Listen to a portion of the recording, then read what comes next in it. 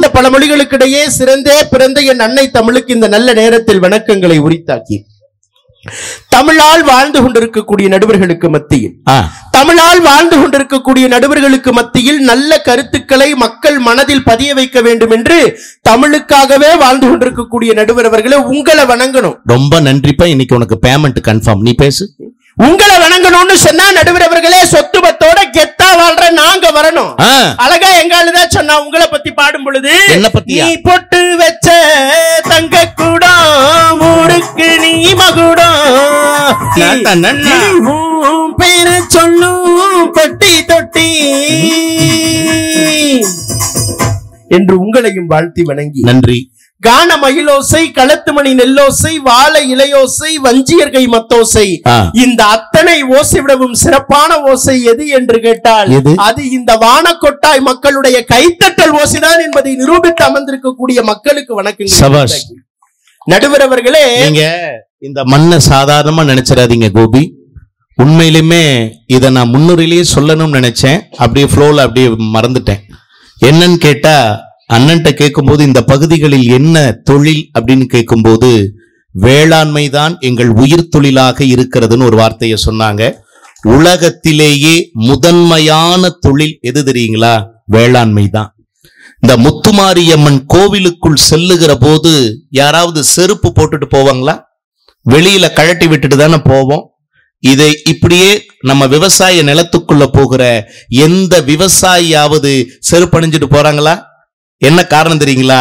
அந்த தாயின் கருவறையும் ஒன்றுதான், நான் உழுகிற நிலமும் ஒன்றுதான். ரெண்டுமே எங்களுக்கு கடவுள் என்பதை உணர்த்துகிற அன்பின் வெளிப்பாடு அது.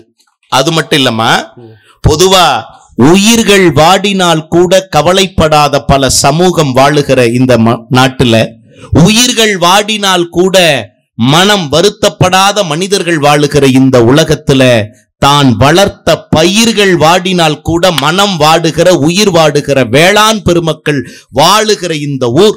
அப்படிப்பட்ட பெருமை இருக்கு இந்த ஊருக்கு. நடுவர் அவர்களே, அதனாலதான் என்ன சொன்னாங்கன்னு சொன்னா, செய்யும் தொழில் எல்லாம் சீர்தூக்கி பார்த்திடின், செய்யும் தொழில் எல்லாம் சீர்தூக்கி பார்த்திடின் உழவு தொழிலுக்கு நிகரில்லைன்னு சொன்னாங்க. அதனாலதான் வான்புகழ் வள்ளுவரே என்ன சொன்னாரு? உழுதுண்டு வாழ்வாரே வாழ்வர், மற்றெல்லாம் தொழுதுண்டு பின் செல்வர்னு சொல்லி உழவு தொழிலையே உயிராக நினைக்கக்கூடிய அற்புதமான மக்கள் நடுவர் அவர்களே. இப்பேற்பட்ட மக்கள் கிட்ட வந்து இன்னைக்கு நம்முடைய வாழ்க்கையின் மகிழ்ச்சியை தீர்மானிக்கிறது சொத்து பத்தா சொந்த வந்தமான ஒரு ஜுஜிபி கேள்வியை கேட்டிருக்கிறீங்க. ஜுஜிபி கேள்வியா? ஏப்பா அருமையான தலைப்புனாங்க, சுஜிபி கேள்வின்ட்டு. நடுவர் அவர்களே, ஒண்ணு வேண்டாம். இன்னைக்கு சாதாரணமா மனுஷ வாழ்க்கையில நடக்கிறத வச்சே சொத்து பத்து தான் வாழ்க்கைங்கிறது. சொல்லுங்க, நடைமுறையை வச்சே சொல்றீங்க. ஆமா நடுவர் அவர்களே, ஒண்ணு வேண்டாம். இப்ப மனிதன் சொல்றீங்க. யார் மனிதன் தெரியுமா? எவன் ஒருவன் மணியை தன்னிடம் வச்சிருக்கிறானோ அவன் தான் மனிதன். மனிதன் முடிஞ்சு போச்சு. ஒரே முறையில் மணினா காசு, காசு பணம் துட்டு, மணி மணி, காசு பணம் துட்டு, மணி மணி, காசு பணம் துட்டு, மணி மணி. அது வரைக்கும் அந்த பாட்டு நல்லாதான் இருக்கும். அடுத்த வரி போட்டாம்பார், நல்ல வாயன் சம்பாரிச்சு நார வாயன் திங்குறான், காசு பணம் துட்டு மணி மணி, காசு பணம் துட்டு மணி மணி மணி மணி மணி. நல்ல வாயன் சம்பாரிச்சு நார வாயன் திங்கிறான். அப்ப மணி யாரிடத்தில் எல்லாம் இருக்கிறதோ அவர்கள்தான் மனிதன். அவர்கள்தான் கைதட்டுங்க. இதை விட என்ன வேணும்? இதை விட யதார்த்தமா சொல்லட்டுமா? ஒரு காலத்துல பிறக்கக்கூடிய குழந்தைகள்லாம் பக்தி அதிகமா இருந்ததுனால பிறக்கும் பொழுதே எப்படி பிறந்தது? சிவா சிவா சிவா சிவான்னு அழுதுகிட்டே பிறந்தது. ஆமா. அடுத்து நாட்டுல உணவு பஞ்சம் அதிகம் இருந்த காரணத்தினால பிறக்கக்கூடிய குழந்தைகள்லாம் பிறக்கும் பொழுதே புவா புவா புவா புவான்னு அழுதுகிட்டே. இப்ப 2024 பிறக்கக்கூடிய குழந்தைங்க எப்படி தெரியுங்களா பிறக்குது? பிறக்கும் பொழுதே ருவா ருவா ருவா ருவா ருவா ருவா ருவா ருவா அழுதுகிட்டே. அநேகமா ஆம்புலன்ஸ் சவுண்ட் இனிமேல் வாய் வாய் வாய் வாய் ருவா ருவா ருவா ருவா ருவான்னு மாறிட மாட்டிருக்கு.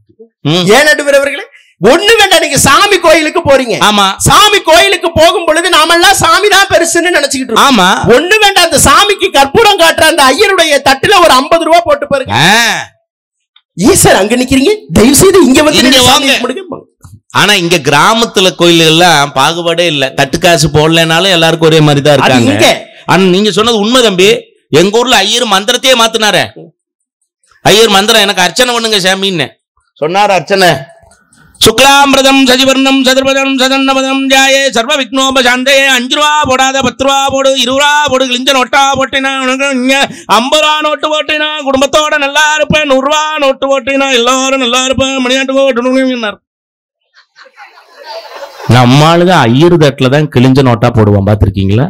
ஏன்னா அங்கதான் அதுதான் செல்ல வைக்க முடியாது. நான் என்ன கேட்கிறேன், நீங்க சொன்னது உண்மை தம்பி. கோயில் தட்டுல போய் ஒரு விலங்கெல்லாம் இருக்கு, தட்டு காணிக்க போடாம விபூதிக்கு கை நீட்டி பாருங்க. உன்னையெல்லாம் எவன்டா கேட்டான் வரலன்னு கேட்டாங்களா? உன்னைய ஒரு 10 ரூபா நோட்டை போடுங்க, பாந்தமா கொடுப்பார். ஒரு 50 ரூபாய போடுங்க, மூக்கு மேல கொஞ்சம் விபூதி படிஞ்சிருக்குமா ஊதி எல்லாம் விட்டு டஸ்டர் ரிமூவ் பண்ணி விடுவார். ஒரே ஒரு 500 ரூபாய் நோட்டை போட்டு அந்த தட்டுல சாமி கழுத்துல ஒத்த மாலை தொங்கிட்டு இருக்கும். அந்த மாலையை கொண்டு வந்து நம்ம கழுத்துல போட்டு நீங்க தான் சாமி, அப்பப்ப வந்து இவரை பார்த்துக்கோன்னு சாமியை பார்த்துக்க சொல்றது உண்மைனா கைதட்டுங்க. நாட்டுல நடக்குதா இல்லையா? அப்ப காசு தானே எல்லா இடத்துலயும். நடுவர் அவர்களே, நீங்க 500 ரூபாயோட நிறுத்திட்டீங்க. எனக்கு அவ்வளவுதான் முடியுது, நான் நடுவர் அவ்வளவுதான். நீ பேச்சாளர் அதிகமா வாங்கலாம். உங்க வாய் முகூர்த்தம் பழிக்கிட்டு ஒரு 5000 ரூபாய் போட்டு பாருங்க. சார் நீங்க எதுக்கு இங்க வந்தீங்க? நீங்க ஊன்னு சொன்னா சாமியை நாங்க உங்க வீட்டுக்கு எடுத்துட்டு வரோங்கிற லெவலுக்கு இன்னைக்கு மாறி போச்சுங்க. நீங்க எல்லாம் ஏன் வர, நாங்களே சாமியை கொண்டு வந்துருவோமோ இல்லையோ அப்படின்னு வந்தாங்களா இல்லையா? என்ன பேச்சு? இன்னைக்கு நாட்டினுடைய நிலைமை எப்படி இருக்குங்க? நாங்க சின்ன பிள்ளைங்களா இருக்கும் பொழுது எங்க அப்பா கிட்ட போய் அப்பா பிஸ்கட், அப்பா பிஸ்கட்டுமோ. இன்னைக்கு எங்க பிள்ளைங்க எல்லாம் எங்க கிட்ட வந்து என்ன சொல்லுது? அப்பா ஃபீஸ் கட்டு, அப்பா ஃபீஸ் கட்டுங்கறாங்க. இன்னைக்கு பெத்த பிள்ளைய படிக்க வைக்கணும்னா கூட அந்த கலைவாணி சரஸ்வதி இருக்கா பாருங்க, தேவி கல்விக்கே அதிபதி கடவுள் சரஸ்வதி. அந்த சரஸ்வதி கூட தன்னுடைய பிள்ளைய படிக்க வைக்கணும்னு சொன்னா கையில் இருக்கிற வீணையை அடகு வச்சா தான் படிக்கவே வைக்க முடியும். நாட்டினுடைய நிலைமை எப்படி போய்கிட்டு இருக்குது. இதுல வேற வந்து சொந்தமும் பந்தமும் நட்டுக்கிட்டு நிக்க. நீங்க சொன்னது உண்மை கோபி. அதத்தான் ஒரு நாட்டுப்புறத்தான் பாடுனா பாத்தீங்களா? காலேஜ் கான்வென்ட்னு கட்டி வைக்காக ஒரு கைதட்டல் கொடுங்க. என்ன விஷயம்? நாட்டுப்புற கலைஞன்னு சொல்லும் போதே என் தம்பி வந்துட்டான், ஒரு நல்ல கைதட்டல் கொடுங்க. இன்றைக்கு உலகம் முழுவதும் கொங்கு சமுதாயத்தினுடைய நம்பிக்கை நட்சத்திரமாக விடிவெள்ளியாக திகழ்ந்து வருகிற அன்பு தம்பி தூரன் KR மஞ்சுநாதன் அவர்கள் நம் வானக்கோட்டை மண்ணிற்கு இதோ மேடையேறி அழகு சேர்க்கிறார்கள். இந்த மன்றம் அவர்களை வருக வருக என அன்போடு வரவேற்கிறது. அந்த முத்துமாரி தாயின் திருவருளா என தம்பிக்கு நேற்றைய முன்தினம்தான் 39வது பிறந்த நாள். எல்லாரும் கைதட்டி ஆசீர்வாதம் பண்ணுங்க. அந்த முத்துமாரி தாயின் அருளால் வாழ்வாங்கு வாழ்ந்து எல்லோரையும் வாழ்விக்க அந்த தாய் எல்லா நலங்களையும் எல்லா வளங்களையும் தம்பிக்கு அருள வேண்டுமாய் கேட்டுக்கொண்டு கருங்க.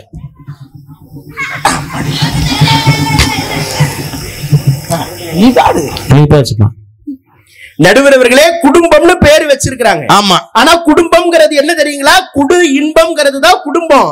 ஆனா இன்னைக்கு இருக்கக்கூடிய காலகட்டத்தில் நீங்க பணம் காசை கொடுத்தாதாங்க இன்பம். 1ஆம் தேதியில இருந்து 10ஆம் தேதி வரைக்கும் அந்த அப்படியே பாருங்க, கணவன்மார்கள் அத்தனை பேரும் சம்பளத்தை வாங்கிட்டு வந்தாங்கன்னா, அத்தான் வாங்கத்தான், அத்தான் காப்பி குடிங்கத்தான், அத்தான் டீ குடிங்கத்தான். 10ஆம் தேதி சம்பள கவர் தீர்ந்த பிறகு அத்தனை அத்தானும் செத்தான். காசு இருக்கிற வரைக்கும் தான் கணமே. காசு இருந்தாதான் அவன் ஹஸ்பண்ட், காசு தீர்ந்தா அவன் சஸ்பெண்ட். எங்க நடைமுறை நீங்க ஒண்ணு வேண்டாம். இப்ப நீங்களே இருக்கிறீங்கன்னு வச்சுக்கோங்க நடுவர் அவர்கள். நான் ஏன் இருக்கிறேன்னா, நீங்க இருக்கிறீங்கன்னு வச்சுக்கோங்க. இப்ப நீங்க நல்லா உட்கார்ந்துட்டு இருக்கீங்க, ரொம்ப அழகா பச்சை சட்டை போட்டு பாட்டெல்லாம் பாடுறீங்க, பலபலன்னு நல்லா உட்கார்ந்து இருக்கேன்னு சொல்லாதப்ப இது ஏதோ ஒரு கால் ஒரு பக்கமும் நவுந்த மாதிரி இருக்கு. நான் அப்படியே பைல்ஸ் பேஷண்ட் மாதிரி அட்ஜஸ்ட் பண்ணி உட்கார்ந்துட்டு இருக்கேன். நீங்க பேசுங்க. நான் என்னமோ உங்களை புது மாப்பிள்ளைக்கு உட்கார வச்ச மாதிரி இருக்கிற. ரொம்ப சந்தோஷம். புது மாப்பிள்ளை அளவுக்கு சொல்லி இருக்கிறப்பா. பொண்டாட்டி கூட்டிட்டு வரும்போதெல்லாம் இதெல்லாம் சொல்லாதீங்க. இப்ப ஒண்ணு வேண்டாம். இப்ப நீங்களே உட்கார்ந்து இருக்கிறீங்க, படக்குன்னு உங்களுக்கு ஹார்ட் அட்டாக் வந்துருச்சுன்னு வச்சுக்கோங்க. நல்லா தானே பேசுனேன். ஏயா வாயில கோயில் இந்த அம்மா சொர்க்கத்துக்கு போகணும்னா என்ன செய்யணுங்கிற சாவணும்ங்குது. திடீர்னு உங்களுக்கு ஆட்ட நடுவரா உட்கார்ந்தது ஒரு குத்தமாயா? நடுவரில் இப்ப உங்களுக்கு ஹார்ட் அட்டாக் வந்துருச்சுன்னு வச்சுக்கோங்க. ஐயா எனக்கு மட்டும்தான் வருமா? சும்மா ஒரு உதாரணத்துக்கு வச்சுக்கோங்க. நான் ஒரு உதாரண புருஷன். இப்ப உங்களை நேரா ஆஸ்பத்திரிக்கு கூட்டிட்டு போறோம். ஆஸ்பத்திரிக்கு கூட்டிட்டு போய், ஹலோ மிஸ்டர் டாக்டர், இவர்தான் எங்க நடுவர். இவருக்கு நிறைய சொந்த பந்தங்கள்லாம் இருக்காங்க. 10 அத்தை, 15 மாமா, அத்தனை பெரியப்பா, தாத்தா, பாட்டின்னு ஊரெல்லாம் இவருக்கு சொந்தமா தான் இருக்காங்க. உடனடியா இவருக்கு ட்ரீட்மெண்ட் பாருங்கன்னு சொன்னா அந்த டாக்டர் உங்களுக்கு ட்ரீட்மெண்ட் பாப்பாரா? நல்லா பாப்பாரு. பாக்குற மாதிரி பாப்பாரு. அந்த டாக்டர் உங்களை பார்க்கணும்னா 1 லட்சம் ரூபாய் ஓவாவை நீங்க ரிசப்ஷன்ல போய் கட்டணும். சத்தியமான உண்மை. எங்க அப்பா சார் காப்பாத்துங்க சார். உனக்கு அப்பன்டா, எனக்கு காசு இருந்தா தான்டா நான் வேலையை பார்க்க முடியும் பாரு. உண்மையான இல்லையா? எங்க இன்னைக்கு இருக்கிற சின்ன பையங்க ஹாஸ்டல்ல படிக்கிறாங்க, சின்ன பையன் அவன் அப்பாவுக்கு லெட்டர் எழுதுறாங்க. அப்படியா? பணமுள்ள அப்பாவுக்கு, பணமுள்ள அப்பாவுக்கு உடனடியாக அக்கவுண்டில் 5000 ரூபாய் பணத்தை போட்டுவிட்டு நீதான் என் அப்பா என்பதை உறுதி செய்கிறேன்னு எழுதுறான். எவ்வளவு விவரமா இருக்கான் பாருங்க அவன். எங்க ஒரு மேடையில இப்படிதாங்க நின்று பேசிக்கிட்டே இருந்தோம். உரிமைக்கு குரல் கொடுப்போம், உறவுக்கு தோல் கொடுப்போம். கீழ இருந்து ஒரு தெரிஞ்சிச்சு அவசரத்துக்கு 1000 ரூபாய் கடன் கொடுப்பியாங்க. நல்ல கேளுங்க. எங்க இன்னைக்கு காலம் எப்படி மாறிடுச்சு, கலிகாலம் ஆயிடுச்சுங்கிறது எங்க பாட்டுல எவ்வளவு அழகா சொன்னா, கண்ணகி கிக்கோ கணபதி மகா கணபதி அந்த பாட்டு. ஏ அப்பா எவ்வளவு அழகா சொன்னா பாருங்க நடுவர் அவர்களே. இன்னைக்கு இந்த மாதிரி சின்ன பசங்க எல்லாம் உட்கார்ந்து இருக்காங்க பாருங்க. இவனுங்களை எல்லாம் வச்சு நீங்க குடும்பம் நடத்துறது ஒண்ணு, ஒரு சர்க்கஸ் கம்பெனி நடத்துறது ஒண்ணு. குழந்தைகளை வச்சா? ஆமா நடுவர் அவர்களே. நான் எல்லாம் தெரியாதனமா ஒரு பள்ளிக்கூடத்துக்கு வாத்தியார் ஆயிட்டேங்க. அன்னைக்கு பாடம் நடத்திக்கிட்டே இருக்கிற பின்னாடி இருக்கிற ஒரு பையன் தொபக்குன்னு எந்திரிச்சு நேரா சந்திரா மேல ராக்கெட் விட்டாங்க. யார் மேல? சந்திரா மேல ராக்கெட் விட்டாங்க. யார் அந்த சந்திரா? அப்படிதான் நானும் நினைச்சுக்கிட்டு, ஏண்டா டே முன்னாடி இருக்கிற சந்திரா மேல எதுக்குடா ராக்கெட் விடுறதுக்கு அவன் சொன்னா, சார் மயில்சாமி அண்ணாதுரை தான் ராக்கெட் விட சொன்னாருன்னா. மயில்சாமி அண்ணா ஒண்ணு தெரிஞ்சுக்கப்பா, மயில்சாமி அண்ணாதுரை விண்ணில் இருக்கிற சந்திரன்ட்ட தானே ராக்கெட் விட சொன்ன. அதைத்தான் நடுவர்களே நானும் சொன்னேன். அவன் சொல்றான், சார் அவர் ரேஞ்சுக்கு அவர் சந்திரன் மேல விடுறாரு, நான் ஏன் ரேஞ்சுக்கு சந்திரா மேல விடுறாங்க. நல்ல அழுவோம். ஏன்னா உனக்கெல்லாம் பாடம் நடத்துறதுக்கு எங்கேயாவது பிச்சை எடுக்க போலாண்டாங்கிற. எப்ப சார் எங்க தெருப்புக்கு வர? நல்லா கேட்டேன். டேய் இப்படியே பேசிட்டு இருக்க, வெளில போய் நில்லுடாங்கற. வெளில போய் நிக்கிறவன் இந்த பக்கம் ஒரு செருப்பு விட்டா, அந்த பக்கம் போய் ஒரு செருப்பு விட்டா. ஏன் எதுக்குடா இந்த பக்கம் ஒரு செருப்பு விடுற, அந்த பக்கம் போய் ஒரு செருப்பு விடுறேன்னு கேட்டதுக்கு அவன் சொன்னான், சார் இது என்ன மாசம்னா. தம்பி இது ஆடி மாசம் தானே. அவன் சொல்றான், சார் ஆடி மாசம் ஜோடி சேரப்படாது, அதனாலதான் ஒரு செருப்பு இந்த பக்கம் ஒரு செருப்பு அந்த பக்கம். அது ஏதோ கல்யாணம் பண்ண புதுசுல புருஷன் பொண்டாட்டியே தள்ளி வைப்பாங்கன்னு பேரு. நீ என்ன செருப்பையே புரிச்சுட்ட? நடுவரவர்களே இப்படி எல்லாம் இருக்கக்கூடிய இந்த பிள்ளைகளை யாரு வளர்த்துறாங்கன்னு நீங்க நல்லா யோசிச்சு பாருங்க. வளர்ப்பு நல்லா இருந்தா இன்னைக்கு சொந்த பந்தம் அற்புதமா இருக்கும். ஆனா இன்னைக்கு வளர்ப்பு சரியில்லை நடுவரவர்களே. அதனாலதான் அவனுக்கு நீங்க என்ன அட்வைஸ் பண்ண போனாலும் பாட்டாலேயே எங்களை கொள்றானே. கும்பலாக சுத்துவோம் நாங்க, ஐயோ மனு கத்துவோம், கத்துறேன்னு கேட்டா உங்க வாங்கில குத்துவோம். கும்பலாக சுத்துவோம் நாங்க, ஐயோ மனு கத்துவோம்னு சொன்னா நகை நட்டு சீரு சனத்தை பாத்திரம் பண்றோம் துணிமணின்னு அத்தனையும் வாங்கி கொடுத்து கல்யாணம் பண்ணிருப்பாங்க. ஆனா இன்னைக்கு இருக்கக்கூடிய காலகட்டத்துல நீங்க யாருக்காவது கல்யாணம் பண்ணணும்னு சொன்னா நகை நட்டு சீரு சனத்தை பாத்திரம் பண்றோம் துணிமணின்னு எதுவும் வாங்கி கொடுக்க வேணாம். 10,000 ரூபாய் போட்டு ஒரு செல்போன் வாங்கி கொடுங்க, அதுங்களே கல்யாணம் பண்ணிட்டு ஊரை விட்டு ஓடி போயிருது. சபாஷ். அதுலயும் பசங்க பேசுறதுக்கும் பொண்ணுங்க பேசுறதுக்கும் செல்போன்ல பேசுறதுல என்னப்பா வித்தியாசம் இருக்கு? அதெல்லாம் ஒண்ணு இல்ல நடுவுல. நீங்க பசங்க பேசுறத பாருங்க. டே மச்சான் வாடா, டே 500 ரூபாய் ரெடி பண்ணிட்ட வாடா. வந்துட்டேன் நான் வந்துடுறேன். நீங்க அவன் இங்க பேசுறது 500 ரூபாய் எதுக்கு ரெடி பண்ணா? அவனுக்கு தேவையானதை வாங்கிக்கிறதுக்கு அவன் ரெடி பண்றான். எங்க வாங்குறதுக்கு? அது எங்கெங்கயோ வாங்குவான். எங்கெங்க வாங்குவான்? அவன் ஆளுக்கு வாங்குவான். அவன் ஆளுக்கு வாங்குவான். நான் ஆள் விட்டு வாங்குவேன். எவ்வளவு விவரமா இருக்கிறீங்க. இல்லப்பா நான் இங்க பட்டிமன்றத்துக்கு வந்துட்டேன்னா அப்புறம் கடையில பொருள் நான் எப்படி நேர்ல போய் வாங்க முடியும்? அத சொன்னேன். விளங்கிரு நடுவரவர்கள், விளங்கிரு. இதே பொண்ணுங்க போன் பேசுறத பாத்துருக்கீங்களா? பொண்ணுங்க போன் பேசுறது எப்படி தெரியுங்களா இருக்கும்? அப்படிங்க நடுவரவர்களே பொண்ணுங்களுடைய காதல் இதெல்லாம் உங்களுக்கு எப்படி தெரியும்? எல்லாம் ஒரு எக்ஸ்பீரியன்ஸ் தான். எந்த எக்ஸ்பீரியன்ஸ்? நாங்களும் பண்ணிருக்கிறோம்ல லவ். ஓ இது லவ்ல வர்ற எக்ஸ்பீரியன்ஸ். அந்த புள்ள சீ போன்னு சொல்ற அளவுக்கு இவன் என்ன செஞ்சான்? நடுவரவர்களே இவன் கேட்பான், ஸ்வீட்டா ஒண்ணு குடும்பான். அங்க இருந்து அந்த பொண்ணு அப்படின்னு கொடுக்கும். அந்த போனை மூண்டு பாத்தீங்கன்னா 300 வருஷத்துக்கு சோறு இறங்காது. டிஸ்பிளேவே புகஞ்சிருக்குமே. ஆனா இங்க இருந்து ஸ்வீட்டா இருக்குது டார்லிங் அப்படிம்பா.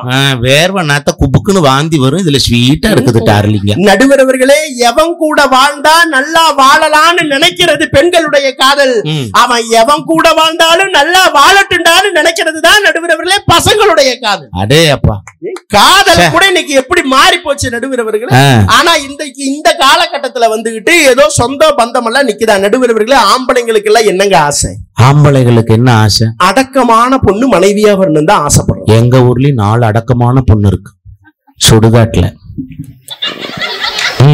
எங்க நாங்கெல்லாம் கூந்தல் நீளமா இருக்கிற பொண்ணு மனைவியா வரணும் தான் ஆசைப்படுறோம். ஆமா, ஆனா கிடைக்கிறது என்னவோ வாய் நீளமா இருக்கிற பொண்ணு தான் மனைவியா. ஆமா, அதுக்கு அமைப்பு எப்படியோ அப்படித்தான், அதுக்கு அமைப்பு அப்படித்தான் அமையுது. நடுவர்கள் இதுல வேற பாத்தீங்கன்னா கல்யாண மண்டபத்துல கெட்டி மேளம் கொட்டுறதுக்கு முன்னாடி மாப்பிள்ளை அறையில ஓடக்கூடிய ஃபேன் சுத்துது. கிறுக்கா கிறுக்கா கிறுக்கா கிறுக்கா.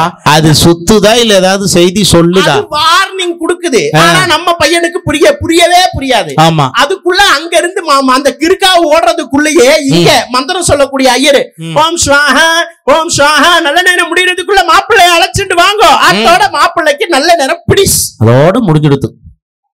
கெட்டி மேளம் கொட்டுறாச்சு அவர் பங்குக்கு டும் டக டக டக டும் டக டக டக எடுத்தோடே வேகமா அடிக்க கூடாது. ஆனா அப்பதான் நம்ம ஆளு க்ளோஸ் புலம்பரத்துல வர மாதிரி நினைச்சிட்டு தாலி கட்டுவான். கரெக்டா அந்த கெட்டி அப்படியே தாலி ஏறும் பொழுது அவர் அடிப்பாரு பாருங்க. இவன் எல்லாத்தையும் விட தீர்க்கதரிசி போட்டோகிராஃபர் நம்ம தம்பி வந்திருக்கானே கிருஷ்ணா, கிராமத்து பட்டதாரி போட்டோகிராஃபர் தீர்க்கதரிசி சொல்லுவான், தம்பி மாப்பிள்ள தம்பி கடைசியா ஒரு தடவை வச்சிருங்க, மாப்பிள்ள தம்பி கடைசியா ஒரு தடவை வச்சிருங்க, மாப்பிள்ள க்ளோஸ் மாப்பிள்ள க்ளோஸ், மாப்பிள்ள அதோட க்ளோஸ், மாப்பிள்ள அதோட க்ளோஸ். ஆனாதான் பாட்டுல சொன்னா ஒரு முன்னு முடிச்சாலம்பி. நடுவரவர்களே, இன்னைக்கு இருக்கக்கூடிய பெண்கள் கிட்ட உடை நாகரிகம் இருக்கா நான் கேக்குறேன். ஏங்க நைட்டி என்பது எப்ப போடுறதுக்காக? நைட்டிங்கிறது இரவு நேரத்தில் பயன்படுத்த வேண்டிய ஆடை. ஆனா அது பகல் டீ, மத்தியான டீ, ராத்திரி டீ, சாயங்கால டீ ஆயி டிட்டி ஆயி தெருவுல ஓடி எக்ஸ்ட்ரா டியூட்டி ஆயி மாறிடுச்சு. எங்க பக்கத்து வீட்டு கிழவி 70 வயசு. நடுவரவர்களே, கிழவிக்கு 70 வயசு. வாங்கினா சிகப்பு கலர்ல தான் நைட்டி வாங்குவேன்னு சொல்லி சிகப்பு கலர்ல நைட்டி. பக்கத்து வீட்டு பாட்டிக்கு எத்தனை வயசு? 70. இவங்க வயசா? 70 வயசு கிழவி அழகா ஒரு சிகப்பு கலர்ல ஒரு நைட்டியை வாங்கி கிச்சன்ல உட்கார்ந்து காய்கறியை வெடுக்கு கட் பண்ணிக்கிட்டு இருந்துச்சு. காய்கறி வெட்டுது, காய்கறியை நறுக்கிட்டே இருந்துச்சு பாருங்க. அவங்க வீட்டுல அப்பதான் சிலிண்டர் காணோம்னு சொல்லி சிலிண்டர்காரனுக்கு போன் பண்ணி இருக்காங்க. அவன் ஃபுல் சிலிண்டரை வைக்கிறதுக்கு வீடு தேடி வந்திருக்கான். சரி, வீடு தேடி வந்தவன் ஃபுல் சிலிண்டரை வச்சுட்டு காலி சிலிண்டர் எங்க இருக்குதுன்னு தேடி இருக்கிறான். டப்புனு கரண்ட் கட் ஆயிருச்சு. சிகப்பு கலர்ல நைட்டி போட்ட இந்த ஆயா உட்காந்து கத்திரிக்காவை வெட்டிட்டே இருந்துச்சு பாருங்க. இதுதான் காலி சிலிண்டரா இருக்கும்னு நினைச்சு கபக்குன்னு எழுதி வச்சு வண்டியில தூக்கி வச்சு கூட்டிட்டு போயிட்டான். உருட்டிட்டு போனா தூக்கிட்டே போயிட்டான். கரண்ட் வந்ததுக்கு பிறகு வீட்டுல இருக்கிற ஆளுங்க எல்லாம் தேடி கண்டுபிடிச்சு குடோனுக்கு போய், ஏன் ஆயா அவன் தான் உன்னை சிலிண்டர் நினைச்சு வண்டியில ஏத்தி உட்கார வச்சானே, நீயாவது வாயை திறந்து கத்திருக்கப்படாதான்னு அந்த கிளவி சொல்லுச்சு. கத்தலாம் தான் சாமி வாயை திறந்து வெள்ளை கலர்ல ஒரு மூடி எடுத்து லபக்குன்னு வச்சு வாயில அடைச்சிட்டாங்க. இந்த உடை பண்பாடு கூட இல்லையே, இவங்க எப்படி நம்முடைய பாரம்பரிய பண்பாட்டை காப்பாற்றுகிறார்கள்? சொல்றேன் கோபி, சாதாரணமா நினைக்காதீங்க. அன்னைக்கெல்லாம் மெட்ராஸ் தம்பி பட்டிமன்றம் கொடுத்தான். நானு தம்பி எல்லாம் சரி நேரம் இருக்குன்னு மெரினா பீச்சுக்கு போய் தம்பி காசுல சுண்டல் வாங்கி சாப்பிட்டுட்டு ஒரு ஓரமா உட்காந்து அலைகளை பார்த்துக்கிட்டு இருந்தோம். நல்லா கேட்டுக்க, அலைகளை தான் பார்த்துக்கிட்டு இருந்தோம். அந்த நேரம் ஒரு பையன் போனான். மணி என்னடான்னு கேட்டேன் பாருங்க. மணி என்னடா இல்ல, மணி என்னடி அப்படின்ச்சு. அப்புறம் தான் தெரியுது அது பையன் இல்லம்மா பொண்ணு. பார்த்தா கல்யாண பொம்பளை மாதிரி இருக்கு. கழுத்துல தாலிய காணோம். அம்மா கழுத்துல தாலிய காணோம். கழுத்துல தாலி தொங்க வேண்டிய இடத்துல செல்போன் தொங்குது. ஏம்மா தாலி எங்கன்னு? அதை வித்துத்தான் தம்பி இதை வாங்கி மாட்டிருக்கிறேன்ச்சு. உங்க வீட்டுக்காரர் என்ன பண்றாருன்னு அவர் ரீசார்ஜ் பண்றாருன்னுச்சு. நல்ல குடும்பம். இப்ப நீங்க சொன்னீங்கல்ல, இந்த நாகரீக மோகத்தால சொந்த பந்தங்கள் சீரழியுதேன்னு சொல்றீங்கல்ல, இத பழைய காலத்துல உடுமலை நாராயண கவிங்கிற கவிஞன் பாடுனா, உடலழக ஊருமெச்ச காட்டக்கூடாது, மேல் உடுப்புகளை இடுப்பு தெரிய மாட்டக்கூடாது. அந்த கவிஞனுக்கு ஒரு கைதட்டல் கொடுங்க.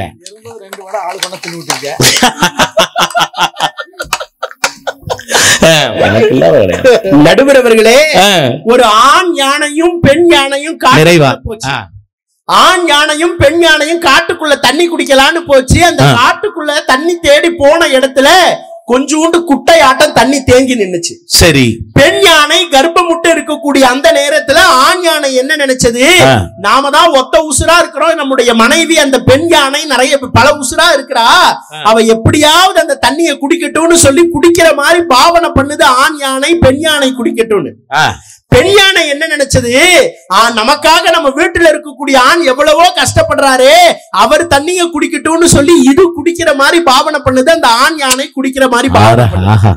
பெண் குடிக்கட்டும்னு ஆண் யானை பாவனை பண்ணுது, ஆண் குடிக்கட்டும்னு பெண் யானை பாவனை பண்ணுது. இதை வைத்து குடும்பத்துக்கு என்ன தெரியுங்களா செய்தி சொன்னாங்க? பணம் காசு துட்டு கொடுத்தால் இன்பம் வருமா, நகை நட்டு கொடுத்தால் இன்பம் வருமா, சுவை லட்டு கொடுத்தால் இன்பம் வருமா, காஞ்சி பட்டு கொடுத்தால் இன்பம் வருமா? இல்லை இல்லை, கணவனும் மனைவியும் ஒருவருக்கு ஒருவர் விட்டு கொடுத்தால் தான் இன்பம் வரும்னு எவ்வளவு அழகா சொன்னாங்க. அந்த விட்டு கொடுக்கக்கூடிய குணம் இன்னைக்கு குடும்பத்துல நல்லா சொன்னீங்க கோபி. இதே மாதிரி நானும் தமிழ் இலக்கியம் படிச்சவன்ல, என் பொண்டாட்டிய கூட்டு போய் ஒரு கூல்ட்ரிங்க்ஸ் பாட்டில்ல 2 உறிஞ்சு குழல்னா என்ன, ஸ்ட்ரான்னு தமிழ்ல சொன்னாதான் புரியும். 2 ஸ்ட்ராவை போட்டு நான் அந்த யானை சொன்னீங்கல்ல, இந்த யானை குடிக்கட்டும்னு அந்த யானை விட்டுச்சு, அந்த யானை குடிக்கட்டும்னு இந்த யானை விட்டுச்சுன்னு, இதே மாதிரி அவ குடிக்கட்டும்னு நான் விடுவேன், நான் குடிக்கட்டும்னு அவ விடுவான்னு நினைச்சிட்டு அவ குடிக்கட்டும்னு நான் விட்டேன். அதே மாதிரி அவ விட்டுருக்கணுமா இல்லையா? உறிஞ்சுனா வரும் 1.5 லிட்டர் மிராண்டாவே ஒரே இடத்துல உறிஞ்சிட்டாய. வெறும் காலி பாட்டில் எடுத்துட்டு வந்து நான் வீட்டுல கலர் வாங்கி குடிச்சேன். இங்க பாயாசம் அங்க, ஆனா உரியறது என்னவோ ஒண்ணுதான். என்ன இது நடுவரவர்களே, அழகா ஒரு கவிஞன் சொன்னா, ஒரு வீட்டில் ஆண் ஜெயிக்கிறான் என்று சொன்னால் அங்கே பேய் ஜெயிக்கிறது என்று அர்த்தம். ஒரு வீட்டில் பெண் ஜெயிக்கிறாள் என்று சொன்னால் அங்கே பிசாசு ஜெயிக்கிறது என்று அர்த்தம்.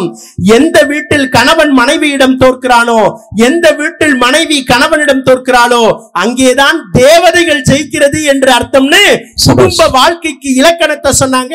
அததான் ஒரே ஒரு செய்தி பேச்ச நான் நிறைவு செய்றேன். ஒரு அப்பாவோ அம்மாவோ குழந்தைய இந்த மாதிரி திருவிழா திடலுக்கு கூட்டிட்டு வந்தாங்கன்னு வச்சுக்கோங்க. அம்மா ஒரு குழந்தையை தூக்குறதுக்கும் அப்பா ஒரு குழந்தையை தூக்குறதுக்கும் வேறுபாடு உண்டு. அம்மா வந்து தன்னுடைய இடுப்புல குழந்தையை தூக்கி, தம்பி அங்க பாரு சாமி தெரியுதும்பாங்க. தான் பார்க்கக்கூடிய உலகத்தை தன் மகனும் பார்க்கணும்னு நினைக்கிறது அம்மாவினுடைய குணம், அம்மாவின் குணம். அப்பா என்ன நினைப்பாரு, தன்னுடைய தான் பார்க்காத உலகத்தை தன்னுடைய மகன் பார்க்கணுங்கிறதுக்காக தன்னுடைய குழந்தைய தோள் மேல ஏத்தி உட்கார வச்சு, தம்பி அங்க பாரு சாமி தெரியுது, தம்பி அங்க பாரு சாமி தெரியுதும் பாரு. சின்ன வயசுல அந்த பையனுக்கு தெரியாது. வளர்ந்த பிறகு அந்த பையன் என்ன தெரியுமா சொன்னா, அப்பா சின்ன வயசுல நீங்க என்ன கோயிலுக்கு கூட்டிட்டு போய் தோள் மேல உட்கார வச்சு அங்க பாரு சாமி தெரியுது, அங்க பாரு சாமி தெரியுதுன்னு நீங்க சொல்லும் பொழுதெல்லாம் எனக்கு தெரியல, ஒரு சாமி மேல உட்கார்ந்துதான் நான் இன்னொரு சாமியை ரசிச்சிட்டு இருக்கிறேன்ட்டு அப்பாவினுடைய பெருமையை சொன்னாங்களே. அந்த அப்பாவையும் அம்மாவையும் இன்னைக்கு நட்டாத்துல விக்கிறாங்களே நடுவரவர்களே. தஞ்சையில ஞான ஜோதின்னு ஒரு அம்மா, மூத்த பையன் மத்திய அரசு அதிகாரியாக மிகப்பெரிய பொறுப்பில் இருக்கிறார். நடந்த சம்பவம் நடுவரவர்களே, மூத்த மகன் மத்திய அரசில் மிகப்பெரிய பொறுப்பில் இருக்கிறார். இளைய மகன் மாநில அரசு பொறுப்பில் இருக்கிறாரு. இவர் ஸ்டேட் கவர்மெண்ட். 2 பேருமே அந்த தாயை கவனிக்கவில்லை. அந்த தாய்க்கு உணவாக என்ன தெரியுமா அமைஞ்சது, தன்னுடைய வீட்டில் ஒதுங்கக்கூடிய தூசு துரும்பை சாப்பிட்டு அந்த தாய் உயிர் வாழ்ந்தாள். அக்கம் பக்கத்தில் இருக்கிறவங்க எல்லாம் காப்பாத்தி இப்ப அந்த தாயை அடைக்கலம் கொடுத்திருக்க. பெற்ற பிள்ளைகள் இன்றைக்கு கைவிடுகிறார்களே அப்பாவையும் அம்மாவையும். இதுவா உங்களுடைய சொந்த பந்தத்தினுடைய பெருமை? எவ்வளவு அழகா சொன்ன அம்மாவினுடைய பெருமையை. வெறுங்கைய வீசிக்கிட்டு விறகு சுமந்துக்கிட்டு இரவா பகலா தினம் உழைச்சதும் சருகு பொறுக்கி வந்து சாதம் தாய்க்கு மேலதான், எந்த தாயவளும் சாமிக்கு மேலதான். இப்படி தாய் தந்தையை தெருவில் விடக்கூடிய இந்த சமூகத்தில் மனிதனுக்கு நிறைவான மகிழ்ச்சியை தருவது சொத்துபத்தே என்று சொல்லி வாய்ப்பளித்த அத்தனை நல்ல உள்ளங்களுக்கும் நன்றி கூறி விடைபெறுகிறேன். நன்றி, வணக்கம். மிகச்சிறப்பான கருத்துக்களை தூவும் வேலையாக நிகழ்த்தாமல் விதைக்கும் வேலையாக நிகழ்த்திய கோபிநாத்துக்கு இன்னும் ஒரு உற்சாகமான கைதட்டலை நம் மண் சார்பாக கொடுக்கலாம். ஒரு ஆசிரியருக்கே உரிய கம்பீரத்தோடு ஒரு தலைப்பை மிகச்சிறப்பாக நகைச்சுவை, பாடல், கருத்து என அழகு சேர்த்திருக்கிற அம்பு தம்பிக்கு வாழ்த்துக்களை சொல்லி நல்ல சொன்னார். இன்னைக்கு காசு பணம் தானே எல்லாவற்றையும் தீர்மானிக்கிறது. காசு இல்லைன்னா யாரையாவது மதிக்கிறாங்களா முதல்ல அப்படின்னார். அதுல ஒரு வார்த்தை சொன்னார் இல்லைங்கய்யா, அம்மாவா இருக்கலாம் அப்பாவா இருக்கலாம், ஆஸ்பத்திரியில கொண்டு போய் சேர்த்தோம்னா அவங்கள உசுரோட காப்பாத்தணும்னா என்ன தேவை? காசு வேணும். நான் உண்மையிலுமே உறவுகளால நான் ரொம்ப பாதிக்கப்பட்டேன் மஞ்சு. எப்படி? நீ வேற, எங்க பெரியம்மா பையன் எனக்கு அண்ணன் முறை தானே இறந்துட்டார். உடம்பு முடியல, இறந்துட்டார். சரி. நாம டெல்லி போயிருந்தோம்ல, ஆமா தமிழ் ஆமா 4 நாள் கழிச்சுதான் வீட்டுக்கு வந்தோம். நீயும் வந்த, அதுக்கப்புறம் நீ வந்து என்னை கேட்டு போன. உண்மையிலுமே சொல்றேன், எங்க பெரியம்மாவை பார்க்க போறேன், அழுதுச்சுங்க. பெத்த பையன் போன அழாம இருக்குமா? அத நான் தப்பு சொல்லல. நானும் உன்ன மாதிரிதான் நெஞ்சில பொறுக்குமா, அதே மாதிரி அடிச்சுக்கிட்டு அழுதுது. ஆனா அது அழுதத நான் தப்பு சொல்லல. ஐயோ நம்ம பெரியம்மா தனியா அழுகுதேன்னு நானும் போய் அதை பிடிச்சு அழுதம் பாருங்க. ஒரே ஒரு வார்த்தை சொன்னா எனக்கு அட்டாக் வர்ற மாதிரி ஆயிடுச்சு. ஒண்ணுதான் சொன்ன. அதான் கேட்டிருந்தா 10,000 கொடுத்துருக்கலாமே, நீதான் இருக்கிய கொடுக்கறதுக்கு, அப்புறம் என்ன எனக்கு பிரச்சனை? நான் கேக்குறேன், அதை கேட்டிருந்தாதான் பிரச்சனை இல்லையே. ஒன்னே ஒண்ணு சொன்னா, தம்பி தம்பி அப்படின்னா, ஆமா ஆமா அண்ணன் போயிட்டா, ஆமா பெரியம்மா அண்ணன் போயிட்டா, நீ எல்லாம் இருக்க தம்பி அவன் போயிட்டான் தம்பின்னா. நீ எல்லாம் இருக்க தம்பி அவன் போயிட்டான்னு என்ன அர்த்தம்? அவன் போனதுக்காக இந்த கிழவி அழுகுதா? நான் இன்னும் இருக்கிறேன்னு நினைச்சு அழுகுதா? யோசிச்சு பாருங்க. தம்பி சொன்னானே, உறவுகளையே எப்ப சார் மதிக்கிறோம்? கையில காசு இருக்கிறவனுக்கு இருக்கிற மரியாதை காசு இல்லாதவனுக்கு இருக்குதா அப்படின்னு ஒரு வார்த்தை கேட்டாங்களே. கண்ணதாசன் ஒரு பாட்டுல கொடுத்தானே கரைச்சு, தென்னைய பெத்தா இளநீரு, பிள்ளைய பெத்தா கண்ணீரு, தென்னைய பெத்தா என் காலம் வெல்லும் வென்ற பின்னே வாங்கடா வாங்க. கண்ணதாசனுக்கு இன்னும் கைதட்டல் கொடுக்கல. என்ன பாட்டுங்க! ஒரு தீர்க்க தரிசியால எழுதியிருக்கா. என்ன தீர்க்க தரிசி பொன்னி அரிசின்னு இந்த அம்மா சொல்லுது. உண்மையிலுமே 7 மணி நேரம் பயணம் பண்ணி வந்தாலும் அந்த களைப்பு தெரியாம 3 மணி நேரம் மேக்கப் போட்ட இந்த அம்மா, என்ன பேச விடுங்க சார், நான் தயாரா இருக்கேன். என்ன சொத்து பத்து, சொந்த பந்தங்களால் தான் ஒரு குடும்பத்தில் மகிழ்ச்சி என பாட பேச நகைச்சுவைகளை உங்களிடத்திலே பகிர்ந்து கொள்ள வருகை தருகிறார் அரியலூர் திருமதி சர்மிளா அவர்கள். உங்கள் கைத